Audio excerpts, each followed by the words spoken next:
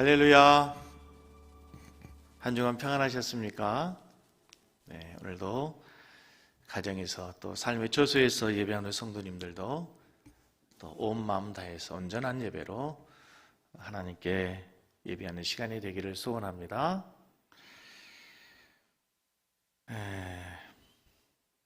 방역 수칙 4단계로 격상된 이후에도 지금 코로나가 잘 잡히지 않고 매일 감염자 수가 늘어가고 있는 상황 속에서 잃어버린 일상을 언제 되찾을지 참 예측하기 어려운 시대를 살아가고 있습니다.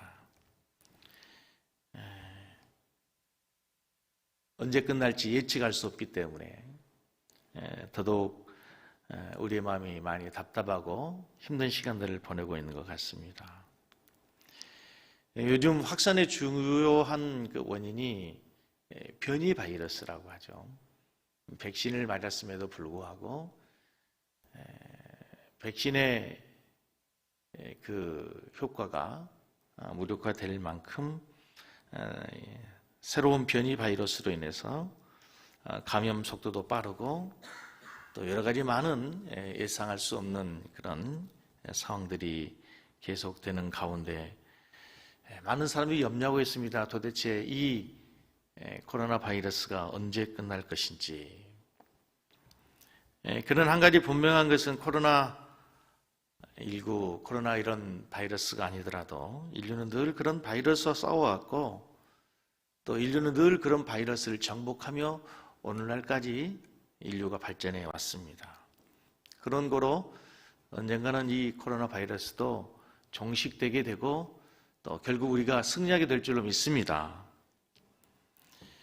그러나 한 가지 더 중요한 것이 있습니다. 이런 우리의 일상의 코로나 바이러스뿐만이 아니라 교회 안에 이 영적 바이러스도 늘 존재해 왔다고 하는 사실입니다. 그리고 그것도 역시 코로나19처럼 변이를 계속해 왔습니다. 그래서 우리의 교회를, 우리의 신앙인들을 늘 위협하고 늘 공격해 왔습니다. 우리 신앙을 위협하고 교회를 위협하는 영적 바이러스 중 가장 위험한 바이러스는 역시 이단과 사이비입니다. 이단과 사이비는 변이 바이러스처럼 교회의 역사와 함께 그들도 함께 존재하고 사라지지 않은 채 계속해서 교회를 위협해 오고 2000년 역사, 교회 역사 동안에 계속되어 왔습니다. 시대를 따라서, 환경에 따라서, 때로는 사람에 따라서 변이를 거듭하면서 변종 형태로 교회 안에 교묘하게 파고들어서 교회 공동체를 무력화시키고 또 교회와 성도들을 이간질하고 교회 성도들의 신앙을 위협해 왔다는 것입니다. 이것이 교회 생활이고 영적 생활인데도 불구하고 우리 성도들이 이 영적 싸움이라는 사실을 놓치고 살 때가 많습니다. 불완전한 지상의 교회는 지금도 끊임없이 그리고 앞으로도 계속해서 이 영적 변이 바이러스의 공격 앞에서 늘 대처해야 되고 끊임없이 공격을 당할 것입니다. 그러나 조금 전 말씀을 드렸던 것처럼 결국 그 변이 바이러스가 종식되고 마무리되어서 인류가 이만큼 발전해 온 것처럼 하나님의 교회, 음부의 권세가 이기지 못하고 언젠가는 반드시 주님의 교회가 승리하고 하나님의 영광스러운 나라가 이 땅에 도래하게 될 줄로 믿습니다. 한 가지 중요한 것은 우리가 이런 여러 가지 많은 영적인 싸움을 거쳐오는 동안에 우리는 나도 모르는 사이에 영적 항체들이 생긴다는 것입니다. 교회도 그랬고 신앙인들도 많은 영적 싸움들을 하고 영적인 실패를 거듭하면서 영적 항체들이 생겨서 이제 어지간한 영적인 공격들에게는 우리가 끄떡하지 않고 넉넉히 이겨낼 수가 있습니다. 목사님 저도 마찬가지입니다. 20년 이상 목회하면서 수없이 많은 일들을 겪었어요. 그래서 저도 면역력이 생긴 것 같아요. 그래서 교회 초창기에는 조그만 일 하나에도 혼비백산하고 정말 어찌할 바를 모르고 당황할 때가 많았지만 요즘은 조금 웬만한 것에는 꼼짝하지 않습니다. 왜요? 제 영적 면역력이 생겼다는 거예요. 항체가 생긴 거예요. 근데 여러분, 오늘 우리가 꼭 기억해야 될 것은 우리 영적 신앙생활에 있어서 그리고 교회 생활에 있어서 가장 중요한 모든 영적 바이러스를 이길 수 있는 변종 바이러스가 됐건 코로나 바이러스가 됐건 무슨 바이러스가 됐든지 간에 우리 영적 생활에 우리의 신앙생활을 지키고 보호할 수 있는 항체의 바이러스가 있는데 그게 뭐예요? 바로 예수 그리스도의 십자가라는 거예요. 예수 그리스도 십자가, 이 바이러스, 이 항체만이 우리의 어떤 신앙의 공격에도 어떤 변종 바이러스에도 우리의 신앙을 굳게 세우고 교회를 교회답게 하고 하나님의 사람이 하나님의 사람다운 삶을 살 수 있도록 지켜주는 강력한 항체가 된다는 사실을 믿으시기 바랍니다. 그래서 이 어려운 시대에, 이 어려운 시기에 정말 우리의 신앙이 갈 곳을 잃어버리지 않도록 우리의 신앙의 표대를 바르게 세우기 위해서는 여러분의 심령 한 사람 한 사람, 여러분의 영혼 곳곳에 예수 그리스도의 십자가를 다시 세우고 확인하는 시간이 되기를 주의 이름으로 축복합니다. 갑자기 그런 생각이 들었어요. 오늘 우리 성도들에게 정말 설교를 시작하면서 한 주간도 어떻게 우리가 승리할 수 있을까? 교회도 나올 수도 없고 마음껏 찬양할 수 없고 기도할 수 없는 이 영적 최고 위기의 상황에서 우리가 믿음으로 승리할 수 있는 방법이 무엇일까 생각해 볼 때 우리의 심령의 깊은 곳에, 영혼의 깊은 곳에 그리스도의 십자가를 다시 세우는 거예요. 그것이 최고의 영적 항체이고 면역력을 기르는 최고의 수단이라는 사실을 꼭 기억하시고, 그래서 세상에 나가서 한 주간도 넉넉히 승리한 우리 섬기는 교회 성도들 되기를 주의 이름으로 축복합니다. 할렐루야. 자, 본문으로 돌아가겠습니다. 구약 역사 가운데 가장 참담했던 사사시대, 그 중에 가장 어두웠던 시대에 사사로 부름받은 사람이 있습니다. 삼손입니다. 지난주에 마노아의 가정에 하나님이 수태를 고지해 주셨습니다.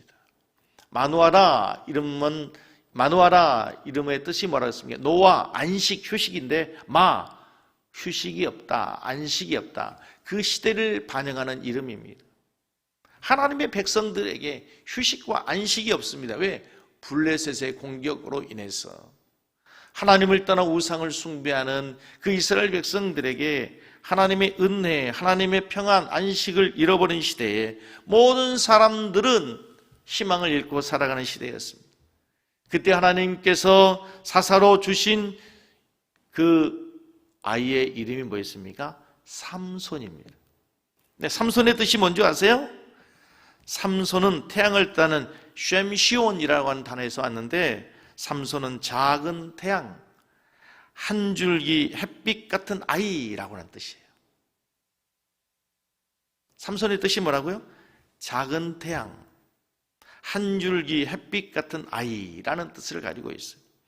어둠의 땅에, 희망이 사라진 땅에, 안식과 휴식이 없는 시대에 어둠을 뚫고 한 줄기 햇볕이 들기 시작한다는 것이죠. 우리는 사사기 삼손의 이야기를 읽을 때 삼손이 무슨 실수를 하나 두는 부릅뜨고 삼손의 실수를 찾아내고 삼손의 약점을 찾아내려고 할 것이 아니라 삼손의 뒤에서 역사하시는 하나님께 우리의 관심과 시선을 가져야 된다. 그래서 사사기의 주인공은 사람이 아니고 사사가 아니고 그 뒤에서 역사를 주관하시는 이스라엘 왕 하나님이라고 제가 말씀했어요. 삼손의 이야기에서도 마찬가지예요. 삼손 인생의 드라마의 주인공은 하나님이라는 사실을 놓치면 안 돼요. 한 바보가 손가락을 달을 가리키며 저게 뭐야 했더니 다른 바보가 대답하기를 손가락 그럽니다. 바보가 다시 묻습니다. 그런데 왜 저렇게 밝아? 그랬더니 너 맨유키 칠했잖아. 삼손의 이야기는 손가락입니다. 손가락이 가리키고 있는 하나님을 보아야지 손가락을 보면 안 되는 거예요. 삼손의 이야기는 삼손의 이야기가 아니라 삼손의 배후에서 이스라엘을 구원해 가시는 하나님의 구원의 역사라고 했어요. 삼손의 이야기에서 가장 많은 오해와 실수가 삼손을 우리가 처음부터 플레이보이로 여자를 좋아하는 플레이보이로 오해하고 삼손을 여인을 좋아하는 타락한 사람으로 생각하는 경우, 해석하는 경우 많은 설교의 오류가 거기에 있습니다. 아마 지금 예배드린 모든 성도들이 그동안에 삼손의 이야기를 듣고 삼손의 이야기를 알고 있고 삼손이 어떤 사람이야? 그럼 여자에 빠진 사람, 여자에 빠져서 두 눈 뽑히고 쇠사슬에 매여서 맷돌을 갈던 사람, 우리는 이렇게만 생각하고 있단 말이죠. 오늘 본문을 자세히 살펴보시면 삼손은 처음부터 그런 사람이 아니었어요. 아마 하늘나라에 가서 삼손을 만나면 삼손이 억울하다고, 나는 원래 처음부터 그런 사람이 아니었다고 아마 삼손이 굉장히 억울해야 할 거예요. 자, 본문 14장 1절을 보기 전에 13장 마지막 부분 24절로 25절을 읽습니다. 사사기 13장 24절로 25절, 그 여인 누구예요? 마누아의 아내죠. 그 여인이 아들을 낳으매 그의 이름을 뭐라 했더라? 삼손이 아니라 그 아이가 자라매 여호와께서 그에게 뭘 주셨어요? 복을 주셨더니 25절, 소라와 에스다올 사이 마하네단에서 여호와의 영이 그를 움직이기 시작했더라. 모든 사사들에게 이제 일어나는 공통적인 현상 중에 하나가 여호와의 영이 임하기 시작하죠. 이게 13장 맨 마지막 절이에요. 그리고 14장 1절을 보시면 뭐라고 나와요?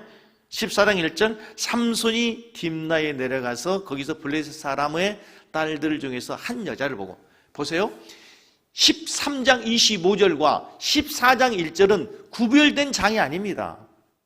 원래는 하나였어요. 그런데 후대에 사람들이, 학자들이 성경을 찾기 쉽도록 구분하기 위해서 13장과 14장을 나눴을 뿐이에요.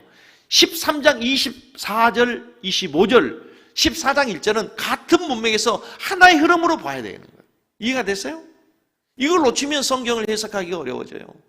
여기에서 성경에 오해가 된단 말이에요. 자, 무슨 얘기냐면 13장 마지막 절에서 여호와의 신이 비로소 그에게 감동하니라, 삼손이 성령의 신에 감동돼서 어디로 갔어요?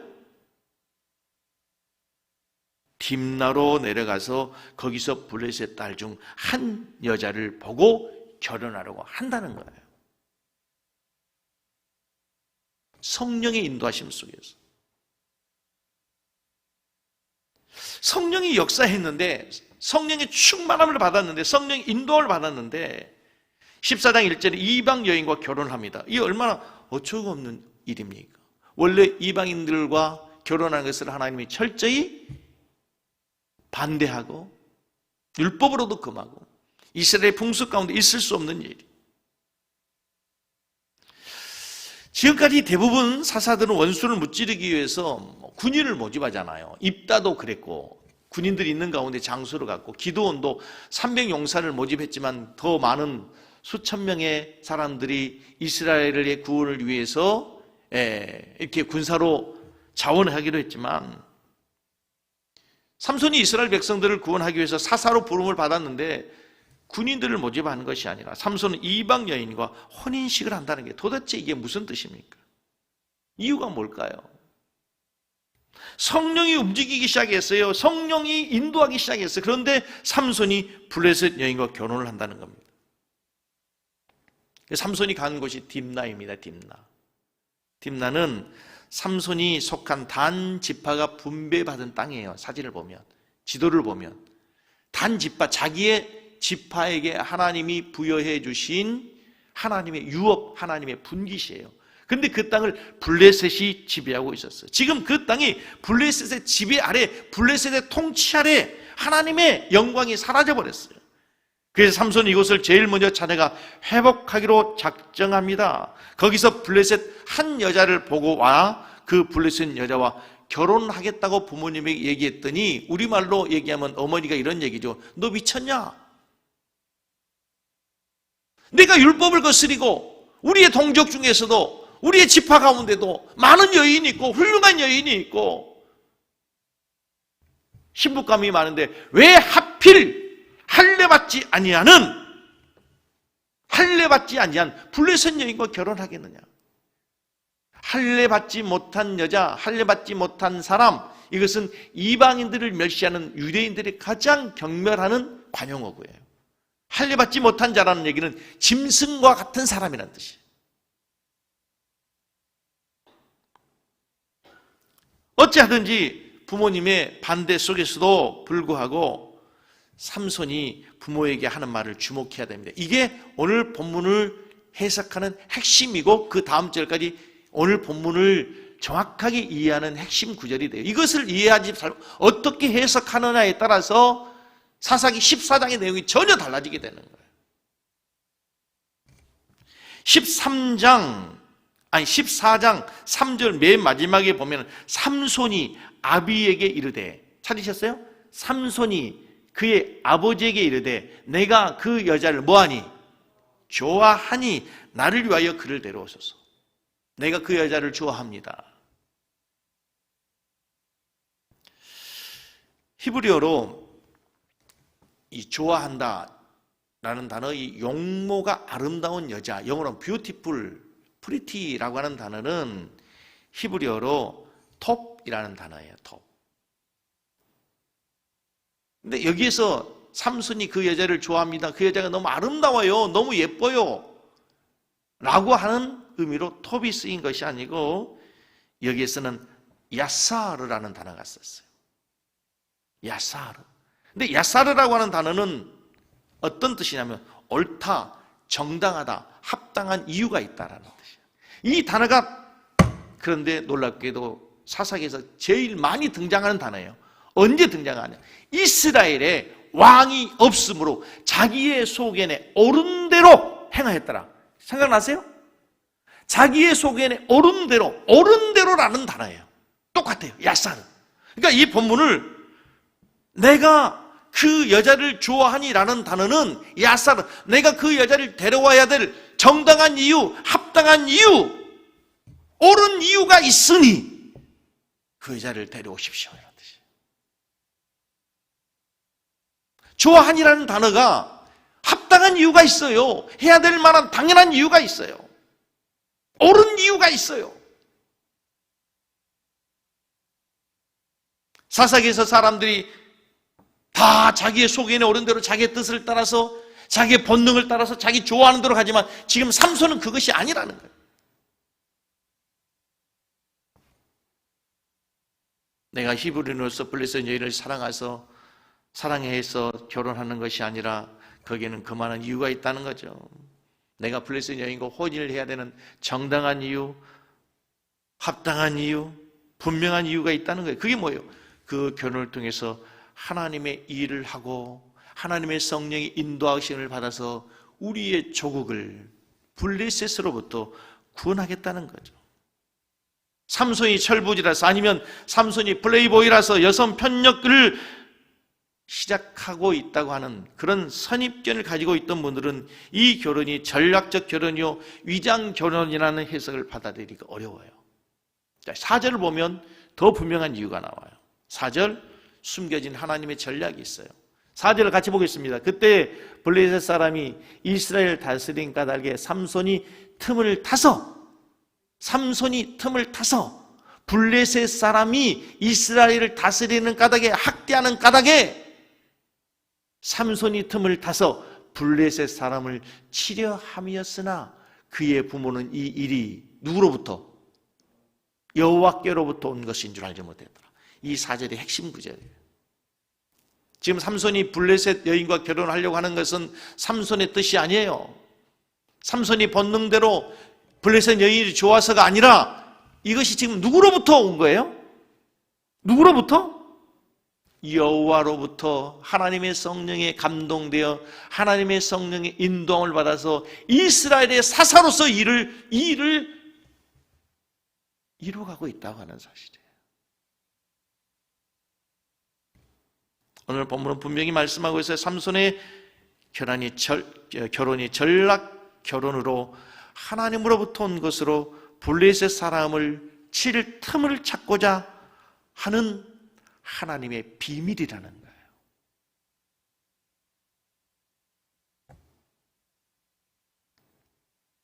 그동안 우리가 가지고 있던 삼손이 여인을 사랑해서 블레셋 여인을 사랑해서 블레셋 여인에게 빠져서 결혼했다고 하는 그 고정관념으로 이 본문이 해석되면 전혀 절대 안 해요.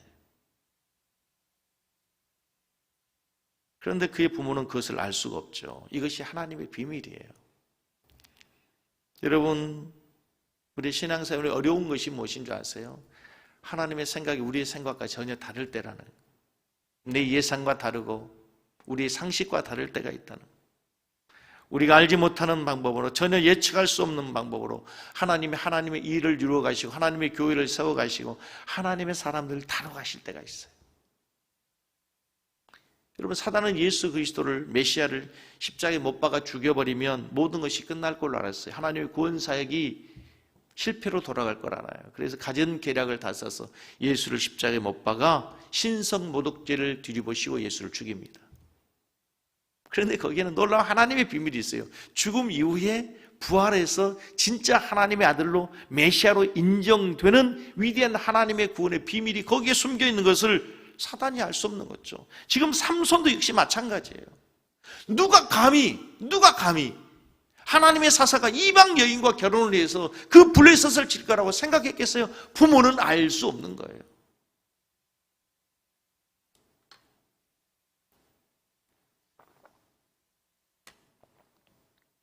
기드온이 미디안 칠 때 혼자가 아니라 300용사가 있었어요. 300용사와 함께 미디안을 쳐서 승리했습니다. 이따가 암몬 사람을 칠 때 이미 이스라엘에 모병된 군사들이 있었어요. 그들과 함께 나가서 암몬을 쳤어요. 그런데 왜 삼손은 혼자일까요? 제가 주석을 뒤지고 많은 책들을 참고해본 결과 성경학자들 의견이 여러 가지로 해석이 다양해요. 그 중에 가장 좋은 해석으로 제가 동의하는 해석은 이런 거예요. 지난주 이스라엘은 생각나십니까? 한 구절이 빠졌다 그랬어요. 이스라엘의 사사기에 보면은 고통받고 하나님의 징계가 임하면 이스라엘이 하나님께 뭐예요? 부르짖었어요. 그러면 하나님이 사사를 보낸단 말이죠. 근데 삼손이 태어날 때는 이스라엘이 하나님께 부르짖었다는 얘기 없었어요. 너무 고통스러우니까 하나님께 부르짖는 것도 잃어버렸어요. 너무 힘겨운 삶을 살다 보니까 이제 아예 하나님이 그들의 의식 속에서조차 없는 거예요. 그래서 기드온의 용사처럼 하나님의 부르심에 응답할 사람이 아예 없는 거예요. 누구도 하나님 앞에 나와서 하나님의 나라를 위해서, 하나님의 영광을 위해서 잃어버린 하나님의 나라를 회복하기 위해서 헌신할 수 있는 사람이 아무도 없다는 거예요. 가장 영적으로 타락하고 가장 나약하고 영적 생명이 거의 꺼져갈 무렵인지라 사사로 부름받은 삼손은 홀홀단신 블레셋 적진에 들어갈 수밖에 없었다는 거예요. 그래서 홀홀단신 블레셋에 이스라엘의 존재를 날리고 잊혀진 하나님의 영광을 회복해야 했던 고독한 사사가 삼손이라는 거예요. 그래서 삼손의 결혼식은 이스라엘이 아직 죽지 않았다는 것을 세상에 알리는 일종의 거사입니다. 이스라엘이라고 나라를, 하나님이라고 하는 이름을, 하나님의 백성이라고 하는 사실을 블레셋 속국의 세상에 선포하는 하나님의 사사로의 첫 걸음이 바로 이방인과의 결혼이에요.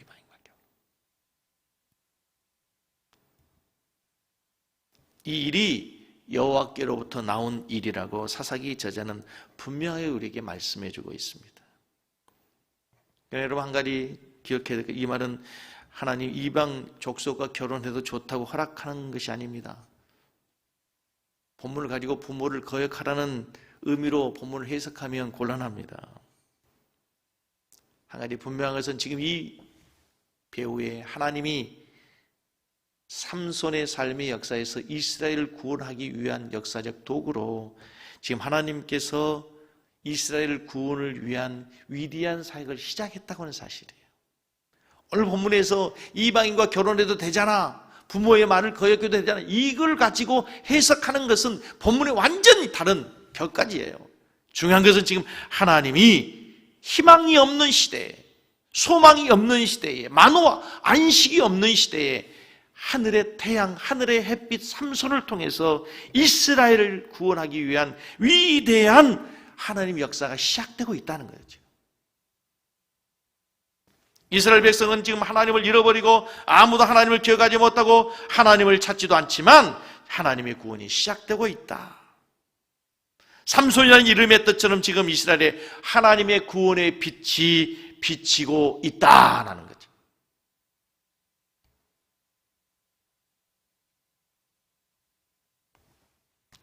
요즘 우리 조국 교회의 모습을 보면 참 마음이 아프고 서글픕니다.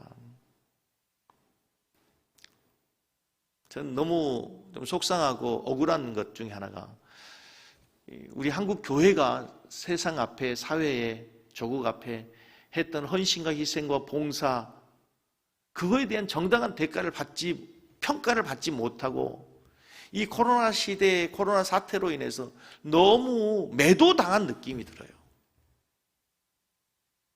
여러분, 지금도 한국 교회가 우리 사회에 하고 있는 복지를 멈추면 우리나라 복지에 심각한 문제가 생깁니다.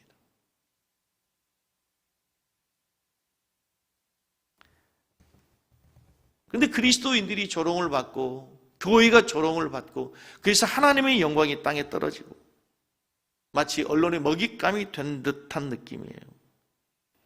세상을 구원하고 세상을 축복해야 할 교회가 세상에 비웃음거리가 된 것 같다. 속상하고 가슴이 미어집니다. 독수리가 날개가 적어 날지를 못하고 참새의 조롱거리가 된 기분. 애기 칫솔이 엄마 칫솔에게 묻습니다. 엄마, 우리 칫솔 맞지? 엄마가 얘기합니다. 그럼 칫솔이고 말고 우리는 칫솔이야. 엄마, 그런데 왜 우리는 이빨 안 닦고 맨날 운동화만 닦아? 우리 교회가 지금 그런 느낌이에요. 칫솔이 이빨을 닦아야 되는데 쓸모없어가지고 운동화만 닦고 있는 것처럼 우리 교회가 본질적 사명을 잃어버리고 세상에 필요한 것 조롱거리가 된 느낌이에요. 이때 우리 교회가, 여러분, 오늘 이 본문을 저는 이렇게 해석하고 싶어요. 이렇게 적용하고 싶어요. 우리 교회에게. 정말 어두워져 누구 안사나 하나님의 부르심에 응답할 사람이 아무도 없을 때 오죽해서 하나님께서 금하신 이방 여인에게 결혼을 시켜 삼손을 통해 이스라엘을 구원하려고 하나님의 위대한 역사, 하나님의 비밀을 이루어 가신 것처럼 이 어려운 시대에 하나님께서 우리 섬기는 교회를 이 땅에 세우셨는데 우리 섬기는 교회가 삼손처럼 이스라엘의 태양이 되었던 것처럼 우리의 조국에, 이 지역에 하나님의 햇볕이 되고 하나님의 구원의 태양이 되기를 간절히 소원합니다. 이 세상을 비추는 태양처럼 복음의 깃발 들고 세상을 구원하는 빛과 소금의 역할을 감당하는 교회가 되어야 될 줄로 믿습니다. 그러기 위해서 하나님께서 여러분과 저를 부르신 거예요.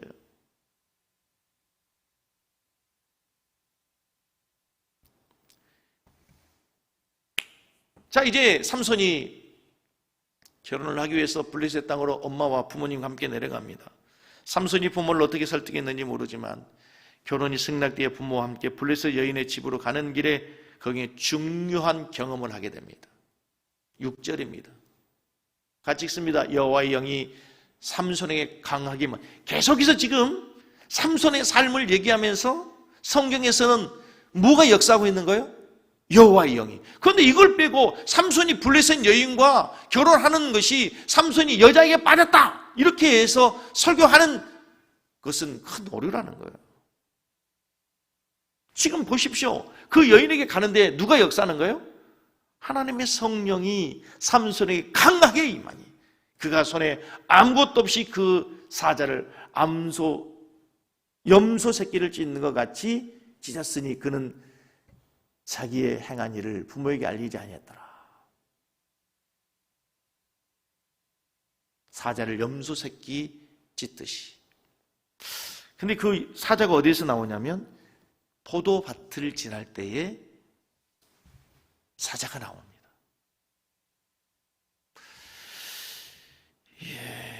여호와의 영이 임하자 그가 맨손으로 사자를 염소 새끼 찢는 것 같이 찢었다. 생각해 보십시오. 자, 여러분 생각해 보세요. 삼손의 입장에서는 결혼식을 준비하는 삼손의 마음에 설레이는 행복이 아니라 어쩌면 가슴 조이는 전쟁을 준비하는 것과도 같습니다. 적진 블레셋에 갑니다. 친구들은 물론 부모도 이해해 줄 수 없습니다. 외롭고 가슴이 아픕니다. 두렵습니다. 바로 이때 젊은 사자를 통하여 놀라운 경험을 하게 되는데 하나님의 성령이 임해서 포도밭에서 사자가 나옵니다. 자, 여러분 상식적으로 생각해 보십시오. 여러분 사자가 어디에 삽니까? 보리밭에 삽니까? 사과밭에 삽니까? 포도밭에 삽니까? 사자는 밀림이나 정글 깊은 산속에 살아요. 그런데 포도밭에서 사자가 나옵니다.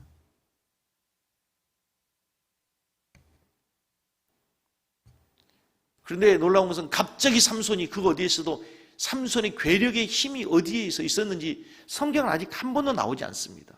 이 사건을 통해서 사자를 삼손이 염소 찢듯이, 여러분 우리가 염소도 우리의 힘으로 이렇게 찢기 어려워요.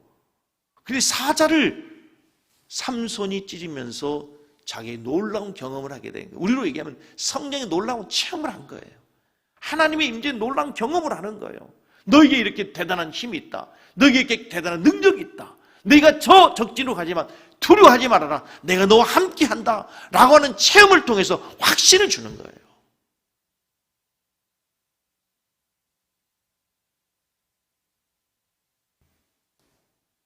두려운 마음으로 블레셋 여인의 집으로 사명을 갖고 가는 이 삼손에게 두려움을 갖지 않도록 삼손에게 성령이 임하자 역사가 나타난 거죠. 성령의 임재는 이 결혼작전을 통해 블레셋을 칠 틈을 노리는 것은 참 잘한 것이라고 하는 여호와의 보증이죠. 하나님의 확신이, 하나님의 사인인 거예요. 이 작전 가운데 하나님이 함께할 것이다. 두려워하지 말라는 하나님의 약속이라는 거죠. 다시 삼손의 삶에서 지금 계속 등장하는 단어가 뭐예요? 여호와의 영이 강하게 임하시니라는 단어.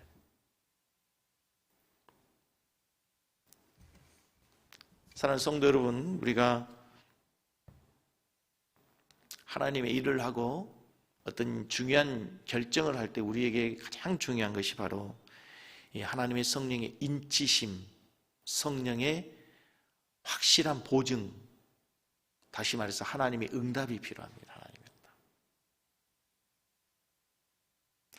오늘날 그리스도인들에게 있어서 가장 커다란 문제가 뭔지 아세요? 무슨 일을 결정할 때 하나님의 응답과 사인을 받지 않고 내가 결정하고 살아가는 거예요. 사사시대처럼 내 속에 오른 대로 그냥 내가 살아가는 거예요.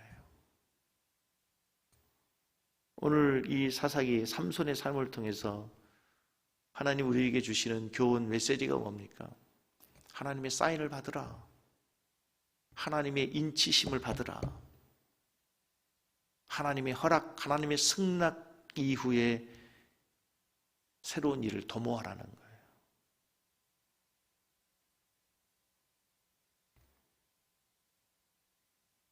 내가 너와 함께 할 것이다. 가라.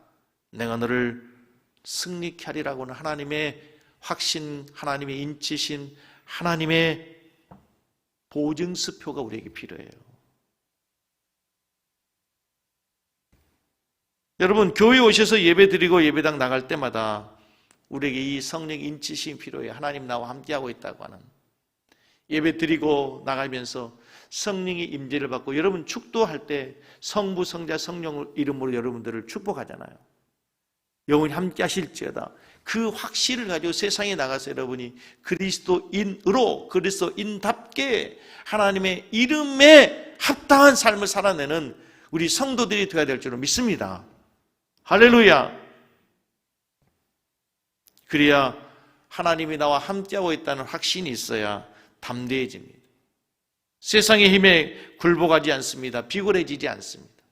당당해질 수 있다는 거죠. 다시 말씀드립니다. 우리 성도님들, 무슨 일을 계획하고 계십니까? 무슨 일을 도모하고 계세요? 기도하고 계시나요? 먼저 성령의 인치심, 성령의 보증, 다시 말해 기도의 응답을 받고 확신 가운데 그 일을 시작해야 후회함이 없어요. 그 일이 잘 돼도 교만하지 않아요. 하나님이 함께 하셨으므로, 하나님 주신 은혜라고 믿기 때문에. 설령 그 일이 잘못되어도 후회하지 않아요. 하나님의 인도하심이었기 때문에 또 다른 하나님의 계획이 있을 거라고 우리는 새로 일어날 수 있는 힘이 있는 거예요. 그런 소중한 경험이 있은 후 삼손이 다시 그 여자가 있는 딥나 마을로 가는데 포도원 곁을 지나가다가 갑자기 이상한 생각이 들었습니다. 그가 죽인 사자가 어떤 꼴로 하고 있을지. 근데 여기서요, 이 구절이 굉장히 난해한 구절입니다. 이제 여러분, 죽은 사자의 시체에 벌들이 꿀을 넣을 수 있습니까? 무슨 얘기인지 모르시는군요. 여기 보면 제가 이 모든 여러분들이 사사기 삼손 이야기를 너무 잘 알고 있을 거라고 생각을 했어요. 자, 이 몇 절을 보시냐면 8절 보세요. 얼마 후에 삼손이 그 여자를 맞이하려고 다시 가다가, 이제 그 사자를 죽이고 난 며칠을 지나겠죠. 얼마 후 삼손이 여자를 맞이하려고 다시 가다가 돌이켜 그 사자의 죽음을 본즉 사자의 몸에 뭐가 있어요? 뭐가 있어요? 몸에 벌떼와 꿀이 있는지라 손으로 그 꿀을 떠서 걸어가며 먹고 그의 부모에게 이르러 그들에게 그것을 들여서 먹게 하였으나 그 꿀을 사자의 몸에서 떠왔다고는 알리지 않았다. 여러분, 그 부패한 동물 위에 벌은 집을 짓지 않습니다. 그죠? 부패한 사자의 몸의 시체에 벌집이 있을 수 없고 꿀이 있을 수 없습니다. 이게 뭔가요, 도대체? 이것도 하나님의 초자연적인 역사예요. 이게 이제 계속 가다 보면은 삼손이 결혼식 날 블레셋 사람들에게 수수께끼를 내요. 블레셋 사람이 아무도 알아맞힐 수 없는 자기만의 경험, 블레셋 사람을 칠 명분을 정당하기 위한 하나님의 초자연적인 역사예요. 초자연적인 역사. 죽은 사자의 시체에 어떻게 벌이 있고 꿀이 있을 수 있어요? 이 계속 이어가서 보시면 이제 삼손이 다음 주에 살피겠지만 수수께끼를 내는데 알아맞힐 사람이 없어요. 왜? 이 삼손만이 가지고 있는 독특한 경험을 어떻게 수수께끼를 냈는데 알 수 있겠어요? 그런데 여러분, 여기서 우리는 한 가지 해석상의 어려운 난관에 부딪힙니다. 나시린이 포도원을 찾고 시체를 만지고 거기서 난 꿀을 먹는 일을 어떻게 봐야 되는가? 하나님의 율법에 나시린의 가장 중요한 게 뭐예요? 포도주를 마시지 마라, 독주를 마시지 마라 했죠. 그리고 부정한 시체를 만지면 돼요, 안 돼요? 안 되죠. 그리고 이 꿀은 대부분 이제 보면은 그 쾌락, 가장 달콤한 것을 상징하잖아요. 쾌락을 상징하는 건데, 이 나시린으로 구별된 삼손이 이걸 했단 말이죠. 이것은 두 가지로 하나님의 역사 속에서 하나님이 그 구원의 역사를 이루어가는 과정 속에 있는 자연스러운 것으로 볼 수도 있겠지만, 그럼에도 불구하고 죄는 죄인 거죠. 나신으로 하지 말아야 될, 금해야 될 일을 하는 것에 대해서는 이것은 분명히 죄로 여겨야 된다. 저는 여기에서 이렇게 성경이 해석이 돼요. 적용이 돼요. 우리가 하나님의 사람을 우리가 나시린이에요. 성령의 충만함도 받았어요. 사명도 받고 사명자로 살아. 그럼에도 불구하고 삼손처럼 하지 말아야 될 포도원을 가고 죽은 시체를 부정한 것을 만지고 세상의 쾌락을 쫓아간단 말이에요. 놀라운 것은 그럼에도 불구하고 하나님이 그런 삼손을 통해서 하나님의 구원의 역사를 이루어 가듯이 우리 또한 똑같아요. 우리가 목사가 되는 순간, 장로가 되는 순간, 권사 안수입사가 되는 순간 진짜 거룩하게 하나님 말씀대로만 살고 주님의 뜻대로만 걸어가면 얼마나 좋겠습니까? 그런데 우리는 삼손처럼 우리의 의지와 상관없이 때로는 우리의 의지에 따라서 너무 많은 실수와 허물이 있음에도 불구하고 그럼에도 불구하고 우리를 사용하셔 하나님의 뜻을 이루어 가시는 그 하나님을 찬양하고 주님을 송축합니다.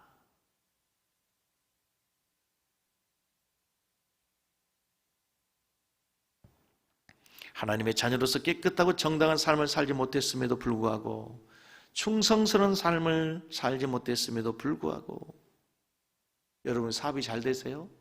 자녀가 잘 돼가고 있습니까? 가정이 평안하세요?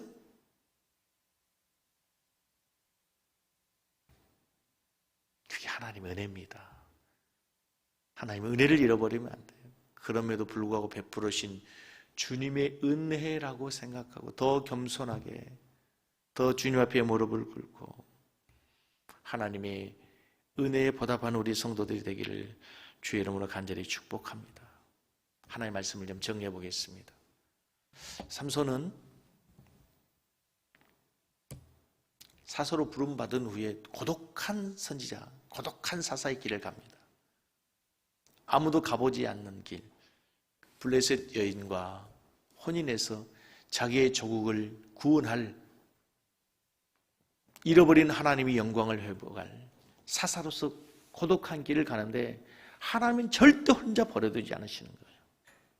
그 길에 내가 너와 함께한다, 내가 너를 지킨다, 보호한다, 너는 반드시 승리한다는 그 확증으로 사자를 죽이는, 사자를 손으로 찢어 죽이는 그 놀라운 힘을 주심으로 확증해 주시는 거죠. 내가 너와 함께 할 거야, 염려하지 말고 가라. 그 하나님 우리에게 동일하게 말씀하신 성령의 충만함 우리에게 주셔서 우리가 땅끝까지 복음을 증거하고 하루하루 매일매일 성령님과 동행하며 승리할 수 있도록 우리에게 힘과 은혜를 주시는 줄로 믿습니다. 그럼에도 불구하고 삼손이 또 실수하고 부정한 시체를 만지고 세상의 쾌락을 좋아하고 하나님의 금령했던 포도밭을 지나는 이 사건들을 통해서 우리의 연약함에도 불구하고 우리를 사용하신 하나님을 높이고 그 하나님의 뜻대로 순종하며 더 겸손함으로 살아가는 우리 귀한 성도들 다 되시길 주의 이름으로 간절히 축복합니다.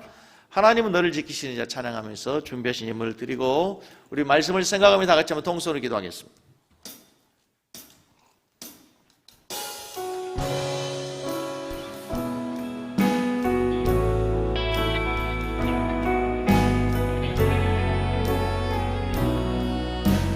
하나님은 너를 지키시는 자, 하나님은 너를 지키시는